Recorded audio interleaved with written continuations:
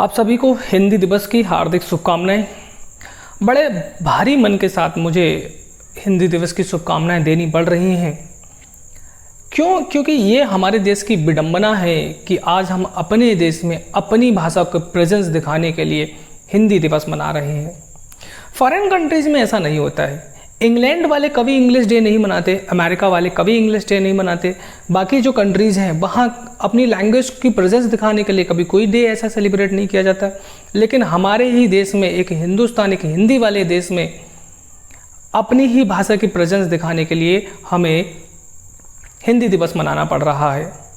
ये विडंबना है हमारे देश की कि ना तो हिंदी वाला टीचर और ना ही स्टूडेंट्स इस बात को समझ पाए कि हिंदी आखिर क्यों पढ़नी है। ना तो टीचर समझा पाया और ना ही स्टूडेंट समझ पाया। मेरे टीचर ने मुझसे कहा कि कबीर को पढ़ लो, मैंने कबीर को पढ़ लिया। टीचर ने मुझसे कहा कि प्रेमचंद को पढ़ लो, मैंने प्रेमचंद को पढ़ लिया। टीचर ने कहा कि जयशंकर प्रसाद को पढ़ लो, मैंने जयशंकर प्रसाद को पढ़ लिया। टीचर ने कहा हजारी प्रसाद द्विवेदी को पढ़ लो, मैंने आचार्य जी को पढ़ लिया। लेकिन आखिर मैंने इनको क्यों पढ़ा, मैं आज तक समझ नहीं पाया और ना ही कभी मुझे टीचर ने बताया। मुझे एक एग्ज़ाम पास करना था, मैंने वो एग्ज़ाम पास कर लिया और उसके बाद में मेरा इनके साथ कोई भी नाता जो था वो ख़त्म हो गया।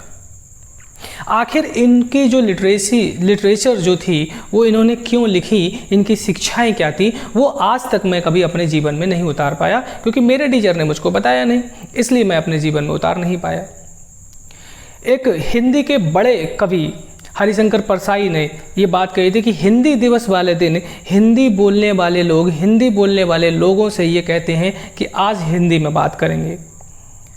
ये स्थिति है हमारे हिंदुस्तान की, उस हिंदुस्तान की जिसकी मातृभाषा हिंदी दुनिया की चौथी सबसे बड़ी भाषा है।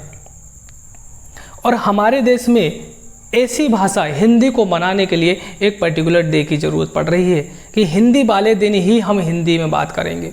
उसके अलावा बाकी जो डे हैं, क्या हम उस दिन हिंदी में बात नहीं करेंगे? क्या जो हिंदी है वो केवल एक रीजनल लैंग्वेज बनकर रह जाएगी?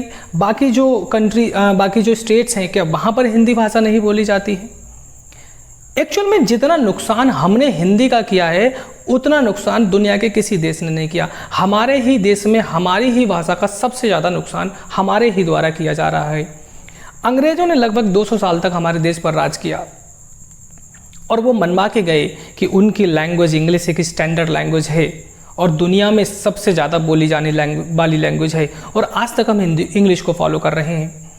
लेकिन हमारी जो भाषा, जो हमारी सनातनी भाषा, जिसको हम सनातन काल से पढ़ते आ रहे हैं, कई 100 साल पहले से पढ़ते आ रहे हैं, वो आज कहीं ना कहीं विलुप्त होती जा रही है, वो कहीं ना कहीं ख़त्म होती जा रही है।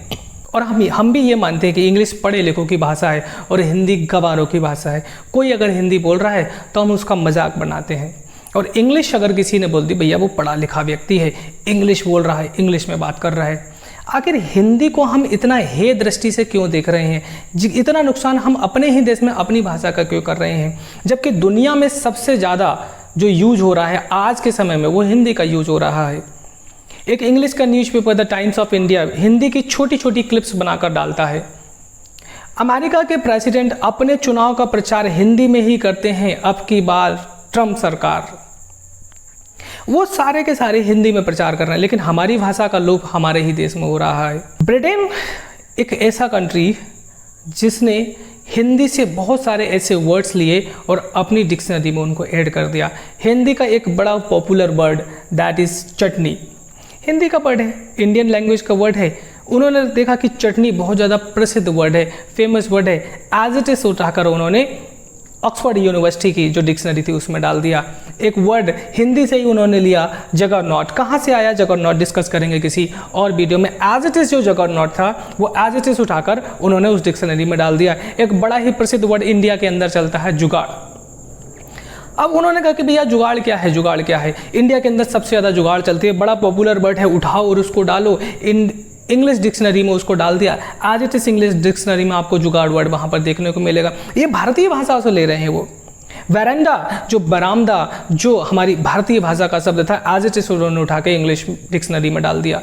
वो हमारी भाषा से कुछ सीख रहे हैं, वो हमारी लैंग्वेजेस से कुछ सीख रहे हैं, हमारी जो भाषाएं हैं, भारत की जो भाषाएं उनसे कुछ सीख रहे हैं, और हम अपनी भाषाओं का लोप कर रहे हैं। आज भी हमारे देश में हमारी हिंदी को, हमारी मातृभाषा को कभी राष्ट्रभाषा का दर्जा नहीं मिल पाया। आज भी हम उसको राज्य भाषा ही मानते हैं। क्या कारण है इसके पीछे, क्यों हिंदी को राष्ट्रभाषा का दर्जा नहीं मिल पाया, इसके बारे में थोड़ा सा हम डिस्कस करेंगे। 14 सितंबर 1947 का वो वर्ष था जब हिंदी को राष्ट्रभाषा नहीं बल्कि राज्यभाषा का दर्जा दिया गया था। क्योंकि 1947 के अंदर जब देश आज़ाद होता है, और जब देश आज़ाद होता है इस बात पे डिबेट चलती है कि भारत में जो लैंग्वेज जो बोली जा रही है वो सबसे ज़्यादा हिंदी लैंग्वेज बोली जाती है, तो हिंदी को राष्ट्रभाषा का दर्जा मिलना चाहिए। लेकिन बाकी जो स्टेट थे, क्योंकि केंद्र सरकार और राज्य सरकार में शक्तियों का बंटवारा होना था, तो हिंदी सबसे ज़्यादा बोली जाने वाली भाषा है। दुनिया में 20% से ज़्यादा जो लोग हैं वो हिंदीवादी लोग हैं, वो हिंदी बोलते हैं। इंटरनेट पर सर्च की जाने वाली सबसे ज़्यादा जो कंटेंट है वो हिंदी में सर्च किया जाता है। और हम इस बात से खुश हो रहे हैं कि इंग्लिश एक स्टैंडर्ड लैंग्वेज है, इंग्लिश स्टैंडर्ड लैंग्वेज है। हम अपनी ही भाषा को नीचे दबाते जा रहे हैं, अपनी भाषा को हे दृष्टि से देख रहे हैं।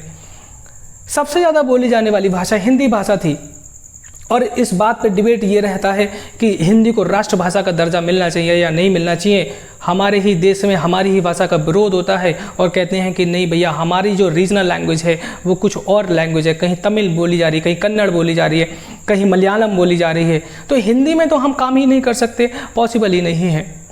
इस बात पे दंगे होने लगे, इस बात पे जो डिबेट्स थी वो बहुत ज़्यादा बढ़ गई। तो फाइनली क्या होता है 1947 के बाद में एक रिपोर्ट आती है और इंडिया के कॉन्स्टिट्यूशन के अंदर एक आर्टिकल, एक एक्ट जोड़ा जाता है, और वो एक्ट है इंडियन लैंग्वेज एक्ट। 1963 के अंदर इंडियन लैंग्वेज एक्ट को जोड़ा जाता है, और उस एक्ट के तहत इंग्लिश को 15 सालों के लिए हिंदी के पैरेलल चलने वाली एक भाषा, एक राज्य भाषा का दर्जा दिया जाता है। कि जब तक ये डिबेट जो है वो सॉल्व नहीं होती कि हिंदी को राष्ट्रभाषा का दर्जा नहीं मिलता है, तब तक जो बाकी कंट्रीज़ हैं वो इंग्लिश में काम कर सकते हैं, यानी कि हिंदी और इंग्लिश दोनों पैरेलल में चलने वाली लैंग्वेज बन जाती हैं। लेकिन इंग्लिश को केवल 15 सालों के लिए ही कॉन्स्टिट्यूशन में ऐड किया था, और जैसे ही 15 साल पूरे होते हैं साउथ के कंट्रीज़ में फिर से दंगे भड़क जाते हैं। स्टूडेंट्स दंगे करने लगते हैं इस बात से कि इंग्लिश जो है, इंग्लिश को प्रमोट किया जाए, हिंदी को हटाया जाए, इस बात से दंगे करने लगते हैं। तो फाइनली 1963 के अंदर एक एक्ट आता है, और 1963 के अंदर उस एक्ट को ऑफिशियल लैंग्वेज जो एक्ट है उसको फाइनली उसमें ऐड कर दिया जाता है, और इंग्लिश आज भी हमारे कॉन्स्टिट्यूशन में हिंदी के पैरेलल चलने वाली राज्य भाषा का उसको दर्जा मिला हुआ है। और हिंदी के ऊपर आज भी इस बात की डिबेट चल रही है। आखिर ये चीज़ें आई कहाँ से, इसके बारे में थोड़ा सा डिस्कस करेंगे।